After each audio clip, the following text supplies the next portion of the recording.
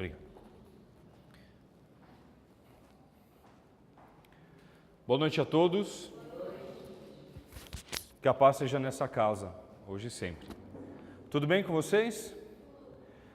Eu acho da palestra aqui muito bom que a gente exercita a nossa voz, né? A gente fala, o pessoal que está aqui fala, o pessoal que está lá. Estão me ouvindo aí? Que bom. Vou ficar forte aqui. O tema de hoje está aqui no capítulo 13 da Gênese. A Gênese, que é o último livro, né, da codificação básica que Kardec ajudou a trazer para divulgar o Espiritismo, para ter como base sólida para o que seria, né, o Espiritismo que nós conhecemos. E aqui ele também, outro nome para esse livro, a Gênese, também é chamado de Os Milagres e as Predições da Bíblia segundo o Espiritismo. Nesse livro, Kardec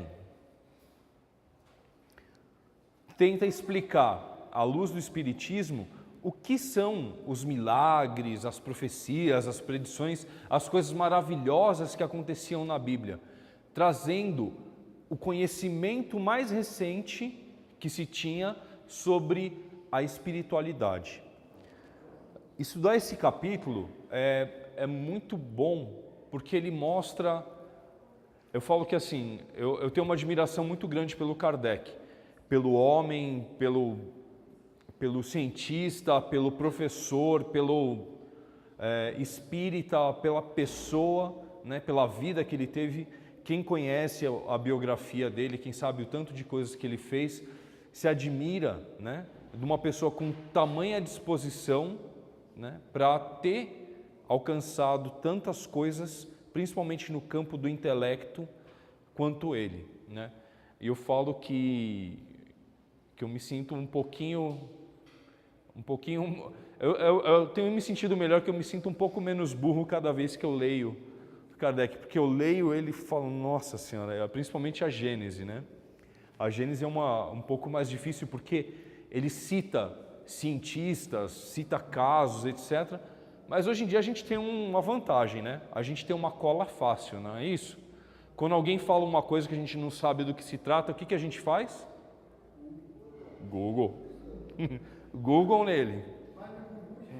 Vai no Google, né? Então daí dá para ficar um pouco mais inteligente, né? Desse jeito. Dá para a gente ficar sabendo um pouquinho melhor. De qualquer forma, o que ele explica nesse capítulo, e eu vou tentar explicar um pouquinho para a gente debater, para a gente conversar, ele explica o seguinte: milagres. Vamos começar com um pouco de polêmica. Quem aqui acredita que milagres existem? Bom, ó, tudo bem, o tema da palestra é o Espiritismo não faz milagres. Já começamos com uma afirmação. Mas fora do Espiritismo, fora outros lugares, há milagres? Quem acredita que sim? Pode levantar a mão. Se não estiver muito convencido, levanta assim baixinho um pouquinho. Ninguém acredita em milagre? Meu Deus, que povo descrente. Não. Justamente isso que o Kardec começa explicando nesse livro, né? Ele primeiro começa explicando nesse capítulo o que é milagre, né? Na origem da palavra, lá na etimologia, na origem está falando sobre uma maravilha, né? O milagre é uma coisa maravilhosa, mas dentro do conceito religioso, o milagre é um prodígio, um fenômeno que não pode ser explicado e nem reproduzido. Não acontece duas vezes, né? E ninguém sabe por que aconteceu, mas foi maravilhoso, inexplicável e nunca mais vai acontecer. Vocês já viram esse tipo de coisa acontecer? Tem gente que fala que sim, né? Você pergunta para minha sobrinha, um milagre, ela fala assim, pedi para minha mãe R$20, ela na hora abriu a bolsa e me deu. Milagre. Nunca mais vai acontecer isso. Nunca aconteceu, não tem explicação porque ela fez isso, mas não vai acontecer de novo. Não é, Natália? É mais ou menos isso. Mas a gente pode pensar em algum outro milagre, os da Bíblia, por exemplo. Vocês já souberam de alguém que ressuscitou? Recentemente. Sim ou não? Nunca soube de ninguém que ressuscitou? O cara estava morto e ressuscitou. Vocês sabem de alguém que fez isso? Essa semana não, o pessoal ouviu alguns dizendo aí. O imperador. O imperador? Quem é o Afrânio? Vocês já ouviram falar em coma? A pessoa parece bem viva quando ela está em coma? Não, né? Ela está com as funções bem extremamente reduzidas, não é isso? Está como se estivesse morta. Tem algum médico aqui no salão hoje? Não, tá ok. Se uma pessoa entrasse em coma na frente de vocês, vocês saberiam dizer se essa pessoa está viva, morta, em coma, desmaiada? Sim ou não? Não, né? O que a gente faria? Ligaria para o SAMU, certo? Imagina, não vamos longe, vai, 1000 anos atrás. Para quem que vocês ligariam? Não ligariam, não tem telefone. O que faria? A pessoa apagou, não responde, não reage na sua frente. O que vocês fariam? Enterra. Ou dependendo do lugar, crema logo o corpo, né? E se a pessoa estivesse em coma? O coma hoje em dia é um fenômeno comum ou não? Ou é incomum, é raro, ninguém entra em coma? Comum. A medicina explica. A medicina precisou aprender sobre isso, a ciência precisou estudar o que era isso e mostrar, olha, essa pessoa não está morta, ela está com um problema, o corpo entra nesse estágio para poder se recuperar. É possível talvez que algumas das pessoas que foram ressuscitadas, milagres da Bíblia, tenham estado em coma e não mortas? Tem um caso que Jesus é chamado porque a filha de uma pessoa havia morrido, e quando ele entra, a primeira coisa que ele fala, ele diz, ela não está morta, ela está dormindo. E ele a chama e ela acorda.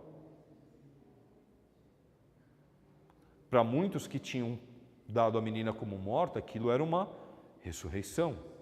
Para aqueles que querem enxergar que aquilo realmente era o estado, aquilo era uma ressurreição. Mas para aqueles que entendem, que conhecem as coisas, diriam, esse é um caso de uma pessoa que estava em coma, que estava doente, que estava desmaiada e que foi trazida de volta. Não é isso?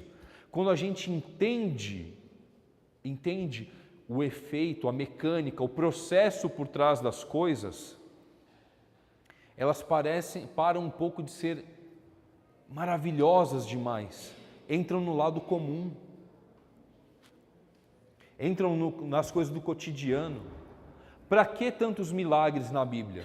Alguns diziam, para mostrar a glória de Deus, para mostrar o poder de Deus, porque o milagre é algo sobrenatural. Seria Deus cancelando as suas próprias leis para fazer algo a mais, que não podia ser feito. Agora me diz uma coisa, um dos atributos de Deus é a perfeição. Estou correto? Sim? Deus é perfeito? É isso dos atributos de Deus. Se Deus é perfeito, tudo que Ele faz também é. Ele fez uma série de leis. Presume-se que essas leis são perfeitas. Se Deus é perfeito, fez suas leis perfeitas, para que Ele precisaria anular alguma das suas leis? Vocês estão entendendo o que eu estou falando? É a mesma coisa que falar assim, olha, eu não erro nunca, mas por via das dúvidas eu vou colocar um calço aqui.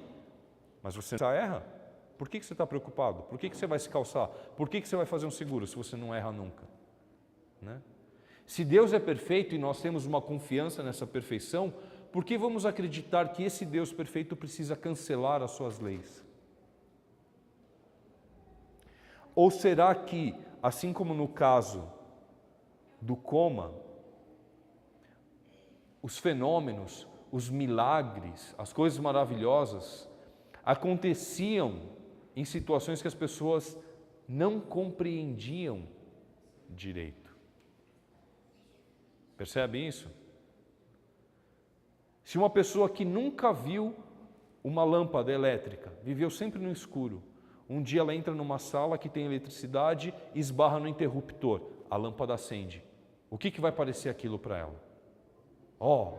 Sobrenatural, como que é isso? Está de noite, o sol se pôs, apareceu um novo sol, o que é isso? Aí vem você e fala assim, não, fica calmo, isso aqui é assim mesmo, você aperta o botão, ele vê como funciona, no começo fica meio espantado, no segundo interruptor que ele vê fica meio maravilhado ainda, no terceiro, depois do quarto, quinto, acha que é tudo normal. Então o Espiritismo veio dizer que não há milagres no sentido de derrocada das leis de Deus.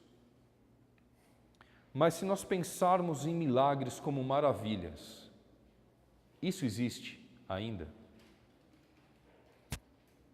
Kardec chama atenção nesse capítulo para uma coisa que eu admiro muito, no entendimento que ele passa para a gente. Que a maravilha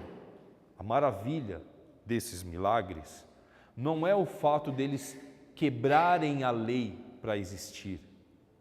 Ao contrário, deles, através de leis que nós ainda não compreendemos, realizar coisas maravilhosas.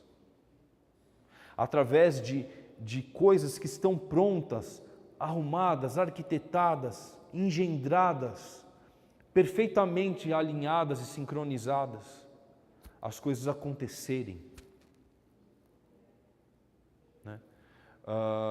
Alguém já organizou uma excursão aqui? Ou já participou de uma excursão? Um evento de sair uma turma para ir para algum lugar? Sim. É fácil organizar todo mundo para entrar e tal, né? Quem saiu na escola de excursão sempre lembra que às vezes tinha um que ficava perdido. Quem teve o infortúnio de ver um que ficou para trás, meu Deus, esquecemos o Joãozinho, né? Sempre o Joãozinho ficou para trás, né? E é tão difícil, tão complicado, né? Eu estava conversando hoje com os colegas do trabalho a respeito desse acidente terrível, essa tragédia recente que aconteceu, do avião, que todo mundo achou que tinha se chocado, mas na verdade o piloto perdeu a cabeça, perdeu a noção do que estava fazendo, comprometeu a própria vida e de mais tantas outras pessoas. Será que cada pessoa que estava naquele avião tinha que estar lá? Sim ou não? A gente pode não saber por quê. Meu pai costumava falar, e minha mãe ainda fala, que ninguém morre na véspera. Nessa conversa que a gente estava tendo, uma colega estava comentando sobre o outro acidente, o acidente da TAM que teve aqui em São Paulo, que o avião bateu no prédio. E ela conhecia duas pessoas que tinham escapado de ter morrido nesse acidente. Uma trabalhava no prédio, estava trabalhando no prédio, pouco antes do acidente acontecer, e uma colega de trabalho chegou e falou assim, eu estou com fome, vamos na padaria comer um negócio? Ele, não quero. Não, mas vamos, ela insistiu, vamos na padaria, ele, mas não quero comer nada. Vamos, pelo menos você me acompanha. Tá bom, então vai. Ele saiu do prédio, não deu 10 minutos, o avião bateu no prédio. Um outro colega dela estava no Rio, estava esperando o voo para vir para São Paulo, e ia embarcar no avião, e apareceu uma mulher falando, olha, eu preciso entrar nesse avião, eu tenho uma reunião, é urgente, eu tenho que entrar. E pediu ele, não, mas minha senhora, eu estou indo para casa. Ele disse que a mulher insistiu, ele não conseguia falar no telefone, e de tanto que a mulher insistiu para entrar no avião, falou, tá bom, toma, vai no meu lugar, eu vou no próximo, não tem problema, pronto, para de me amolar. A mulher foi no avião e aconteceu o que aconteceu. Quem que tinha que estar naquele avião? A mulher. Ela mesma. Né? São coisas terríveis, são coisas que acontecem, que não deveriam acontecer de certa forma, né? Esse caso do piloto foi uma coisa terrível, uma pessoa condenar a si e a outras dessa forma, né? Ele perdeu a oportunidade de salvá-las, ele perdeu a oportunidade de se manter vivo e manter viva aquelas outras pessoas. Ele falhou, mas a gente não sabe o resgate que aquelas vidas precisavam passar para estar ali naquele momento, naquela situação. Nós não sabemos. Mas nós confiamos que por trás daquilo que nós não entendemos, existe algo maior. Existe um plano, existe uma orquestra, sabe? Como uma sinfonia, sendo regida por um maestro que sabe de cada músico, por um chefe que sabe de cada funcionário, por um homem, alguém que olha com maior cuidado para todas as partes de uma forma grande e para cada detalhe. É assim que funciona Deus. É assim que funcionam os planos de Deus. Conhecendo a todos e a cada um de nós. É como se Ele tivesse uma posição mais privilegiada que eu, olhando daqui de cima, Ele visse cada um, visse todos, cada um, cada cadeira, a roupa que cada um está, cada detalhe, e soubesse disso.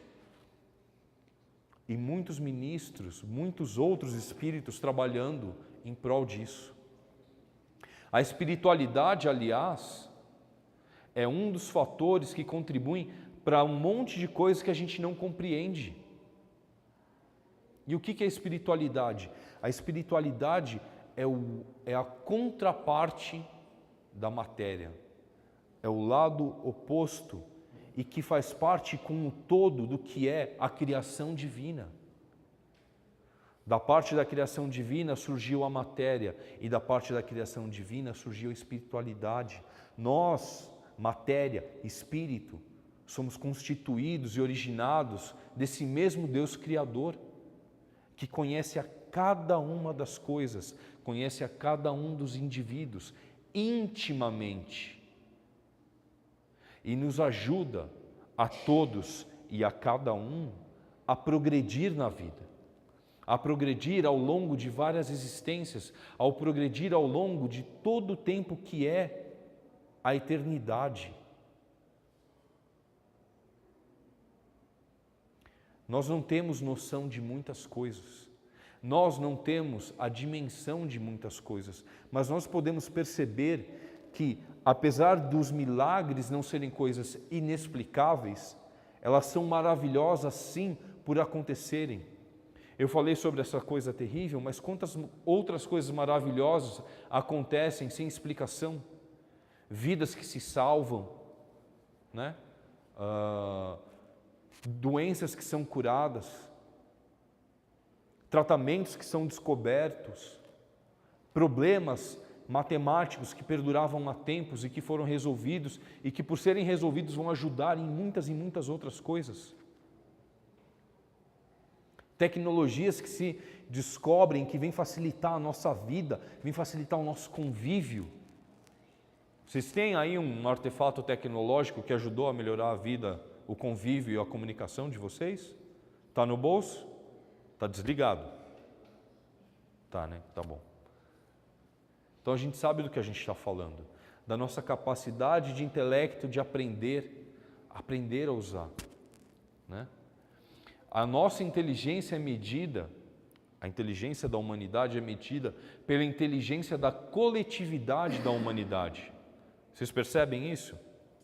Eu não sei como fazer eletricidade, eu não sei como fazer uma lâmpada, mas eu sei como fazer uma lâmpada ligar, não sei? Eu não sei como fazer uma roupa, mas eu sei como e quando usá-la, não sei? Isso faz parte da inteligência nossa, saber como usar, saber criar e saber usar. E não está nisso uma maravilha?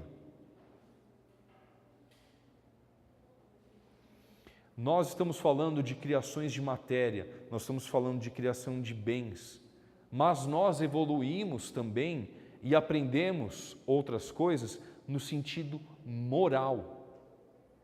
Ah, Paulo, do que você está falando? Eu estou dizendo que nós hoje temos uma moral maior do que antigamente. Ah, Paulo, não tem não. É só ver a nova novela das 9. Aquilo é uma baixaria. Você está assistindo o Big Brother? Não deve estar, porque não é possível você falar que está tudo evoluído e está vendo o que está acontecendo ali. Ou está assistindo, ou está vendo as coisas que têm passado na internet, no noticiário. As coisas estão pior do que nunca. Estão mesmo? Alguém acredita que as coisas estão piores do que antes? Estou falando de moral, gente. Não vou nem entrar na questão de tecnologia, ciência, que isso daí a gente sabe que a gente está avançado. Mas vocês acham que a moral está pior? Tem gente falando que sim. Tem gente que está falando que sim. Vocês acham que a moral está pior? Tá. É interessante a gente pensar nisso porque está pior do que quando? Ah, está pior que na época dos meus pais. Como era na época dos meus pais? Ah, na época dos meus pais era assim. A mulher não podia falar nada. O filho, a filha não podia falar nada. Se o pai falasse, tinha que obedecer. Se não obedecesse, apanhava. E aí, era uma época em que se vivia com bastante respeito. É isso? Sim? Isso é respeito? Ou é medo? Quando eu faço as coisas, porque se eu não fizer eu vou sofrer um castigo, isso não é respeito. Isso é medo. Não é? Nós vivemos numa época, hoje em dia, em que nós estamos usufruindo da liberdade de expressão. Poder se expressar livremente, poder se manifestar livremente. As pessoas podem colocar suas opiniões, colocar seus vídeos, suas fotos, né? Fazer o que quiser, mas a liberdade ela tem um preço alto. Vocês não acham? A liberdade tem um preço muito alto, da gente se expor demais, da gente se revelar demais. Hoje eu estava comentando que eu vi no Facebook uma coisa que falou assim, isso é uma coisa muito inapropriada, né? Um rapaz colocou assim, olha meu amor, para a gente poder tentar. E aí o comentário era, como apimentar sua relação, 5 coisas para fazer para melhorar o negócio. Eu falei assim, a gente tem mesmo que saber o que você vai fazer com a sua namorada? Ou que você está pensando em tentar com a sua namorada? Eu tenho a liberdade, mas o que eu faço com a liberdade? Por que tem gente que sempre se expõe demais? Por que tem gente que fala demais? Por que tem gente que deixou de falar bom dia, boa tarde, boa noite? Porque na verdade nunca quis. Porque a educação não estava aprendida. Eu vejo as pessoas falarem assim, minha geração que era boa, a geração anterior, porque nós éramos educados. E por que a geração atual, segundo o que está se dizendo, é mal educada? Se a geração anterior fosse tão bem educada, tivesse entendido tão bem aquilo que estava fazendo, não teria ensinado melhor, essa geração não estaria mais educada e mais inteligente, mas não.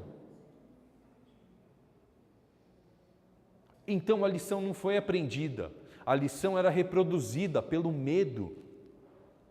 Faz isso, por quê? Porque se não fizer, apanha. Quando passa o motivo, você deixa de apanhar, então eu não preciso fazer.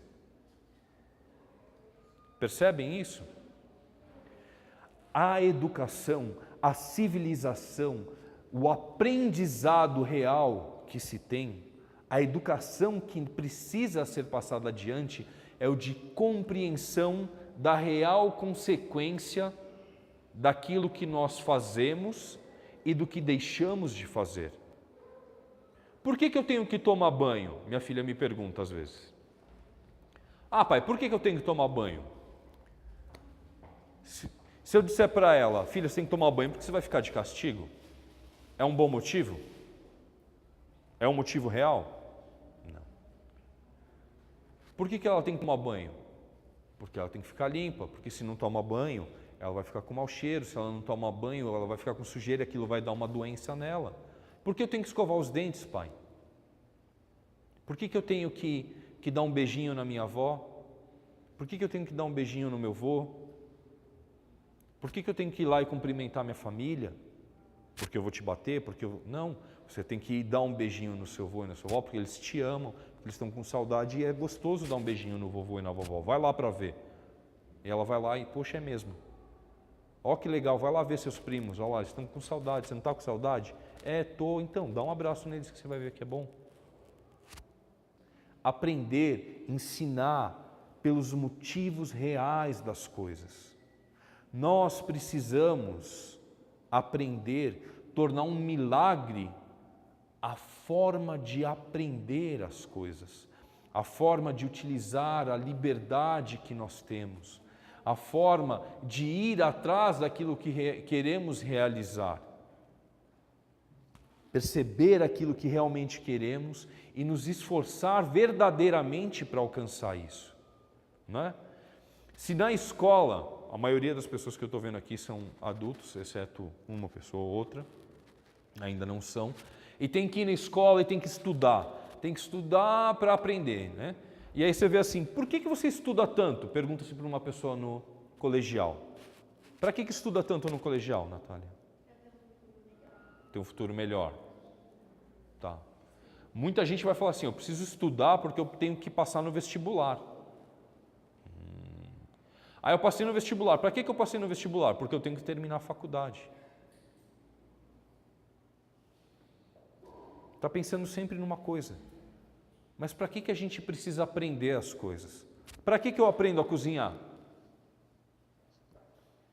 Quem aqui mora sozinho já descobriu para que tem que aprender a cozinhar, né?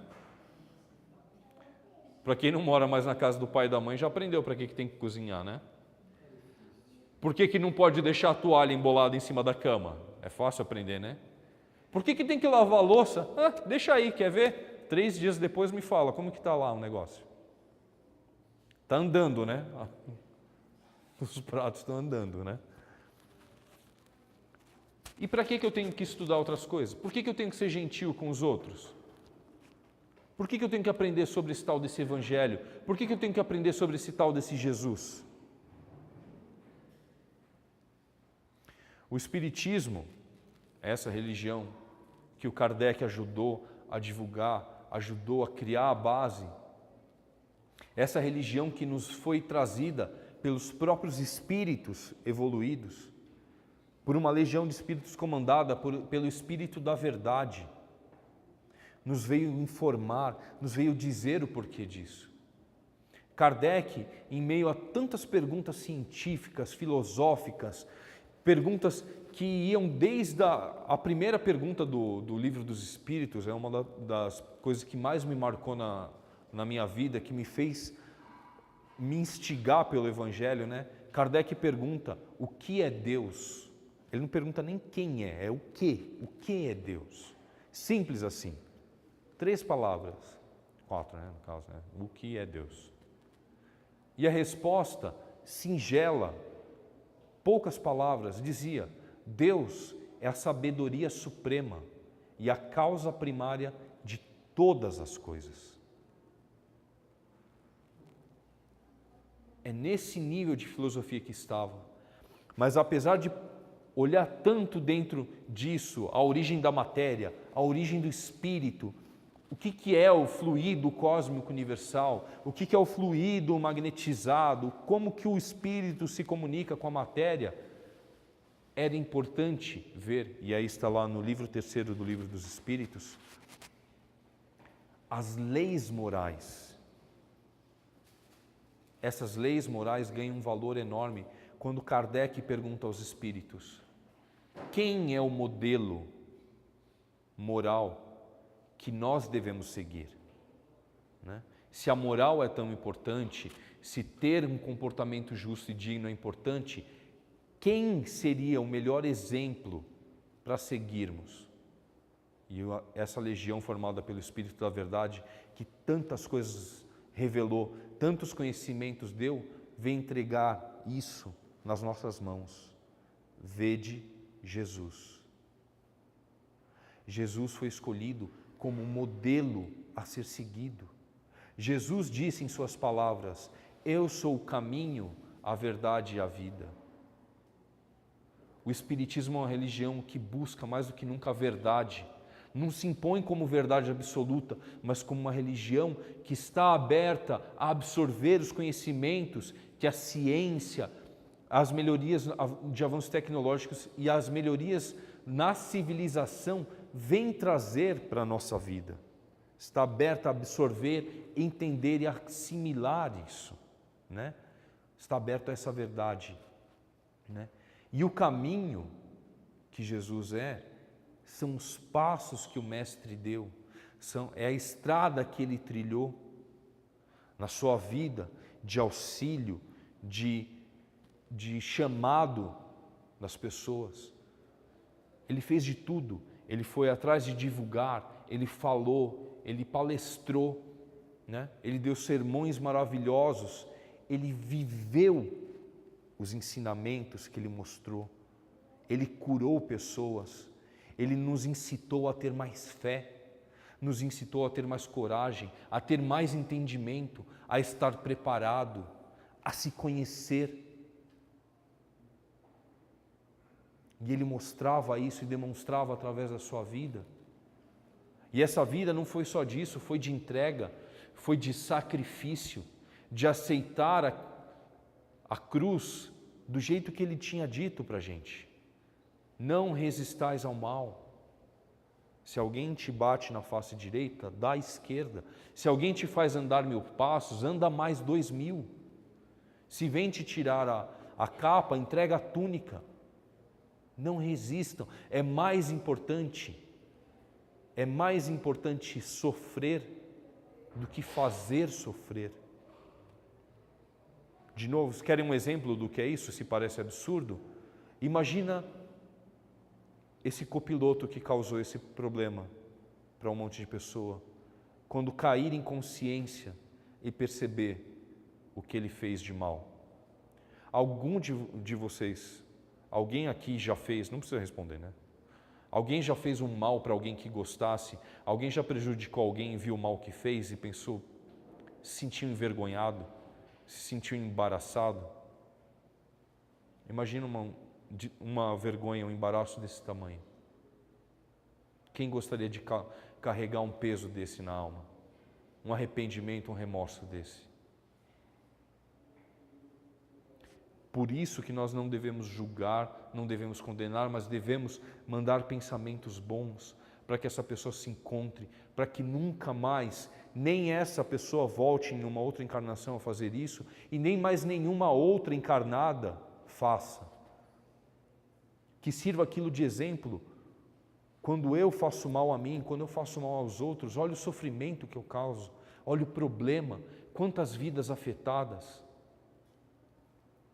Se parece absurdo isso, que foi algo que impactou vários países, várias famílias, há pequenos acidentes desses dentro do nosso lar, dentro do nosso trabalho, dentro do nosso ambiente doméstico.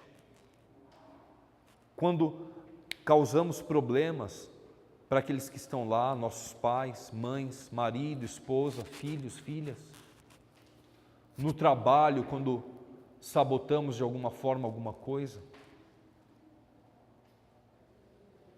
Se esse exemplo extremo nos causa choque, nós devemos olhar para a nossa vida e pensar que eu não faça isso, nem daquele nível, e que eu melhore nesse nível pequeno que eu estou, na minha vida, não sabotando, mas achando que há chances, que há condições, que se eu não acredito no milagre como uma derrocada das leis de Deus, que eu acredite no milagre que é justamente a execução dessas leis, o acontecimento dessas leis, para que o melhor, o bem prevaleça, a ordem prevaleça, para que o amor seja maior do que qualquer outra coisa que possa vir a interferir na minha vida e a vida daqueles que eu quero bem.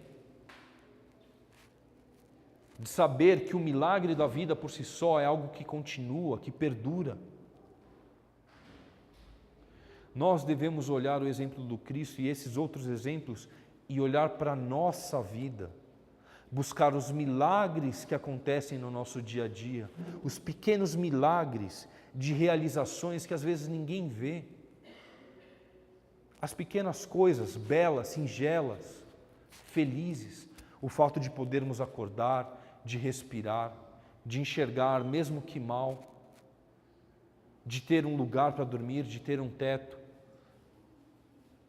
Se temos um trabalho, se não temos a oportunidade de estar procurando, a capacidade de aprender, a capacidade de entender, a capacidade de ser pessoas melhores. E que essa capacidade depende do nosso esforço depende da nossa vontade, e nós somos senhores dessa vontade. Nós somos aqueles que detêm as chaves que vão girar o motor que nos impulsiona a seguir para frente. Nós temos as chaves para nos libertar daqueles grilhões, daquelas correntes pesadas que nos mantêm presos a ideias do passado. Nós somos senhores de nós mesmos, somos dependentes de diversas pessoas, interdependentes, vamos falar assim. Nós dependemos uns dos outros em muito. Quando aceitamos esse fato, quando compreendemos como a sociedade funciona, como dependemos que cada um que está aqui ao nosso lado, cada um com quem convivemos, é nosso irmão, é nossa irmã, é uma pessoa que, como nós, tem dificuldades, como nós, tem alegrias, como nós, também sofre, também ama, também chora, também ri. Nós possamos enxergar as pessoas de uma forma melhor. Que possa esse ser o milagre da nossa vida, tornar a nossa vida e a vida daqueles que amamos melhor a cada dia. Nós temos essa capacidade? Já aprendemos um pouquinho hoje? Será que a gente consegue começar a usar essa chave na nossa vida? Sim? Então, começa agora essa mudança. Começa hoje. Que nós possamos ser essas pessoas que almejamos, que nós podemos ser um milagre que acontece cada dia na nossa vida e daqueles que amamos. Tá ok? Vamos realizar o sorteio então, para a gente aproveitar, ganhar uns livrinhos, estudar. Se a gente já tem, a gente dá para alguém que está precisando e está querendo. Vamos lá? O Edilson vai trazer aqui. Muito bem, como a gente falou, né, no começo, antes da agradecer a Paulo, né, pela palestra, e como aniversário do falecimento do Allan Kardec, tá certo? Que nos trouxe esses ensinos maravilhosos aí, codificou a doutrina espírita. Então hoje nós vamos presenteá-los, né, alguns de vocês, uma coleção das obras básicas dele, né? Tem conhecimento aqui, hein? Tá? E daí, todos vocês já quiseram assinar ali a listinha, tem o número, e o Paulo vai tirar o sortudo. Qual? Eu acho que é, hein? Acho que é, hein? Rapaz, por 5, hein? 14. A listinha tá com... É você, 14? Aê, muito bem. Palmas aqui, hein? Parabéns, bom proveito. Com Deus. Gente, ó, muito obrigado. Se alguém tiver alguma dúvida, quiser falar sobre alguma coisa, estou à disposição lá embaixo. Se vocês quiserem, eu tenho um canal no YouTube, chama Paulo Bonfim Palestras. Só procurar, tem algumas palestras que eu publiquei lá, tá bom? Fique à vontade, fica com Deus.